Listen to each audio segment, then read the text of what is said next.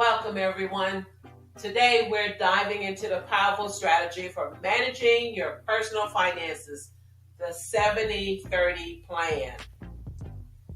The 70-30 plan is a simple yet effective method to take control of your money.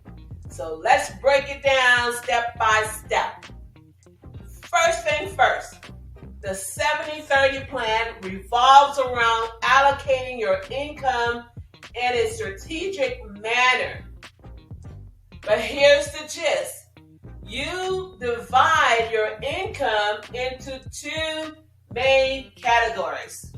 70% of your income goes towards your living expenses, such as your rent or your mortgage, utilities, groceries, transportation, and other necessities. Now, this portion covers your day-to-day essentials, ensuring that your primary needs are met comfortably. Okay? Now, the magic happens with the remaining 30%. So you see, the 30% is your ticket to financial freedom and security. It's split into three essential parts.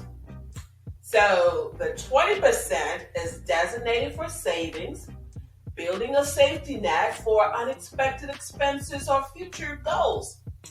That 20% can also go toward investment, helping your money grow and work for you over time.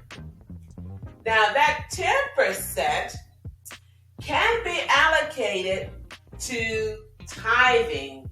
If you're a Christian, then you would want to tithe, which is 10%. So that 10% could go to your church, or if you decide you can tithe or give your 10% to your favorite charitable organization. So the beauty of the 70-30 plan lies in its simplicity and flexibility. It ensures that you cover your necessities while paving the way for financial stability and growth. So there you have it, the 70-30 plan. It is your roadmap to financial success. Don't forget to hit the subscribe button and join me again on this journey to financial empowerment.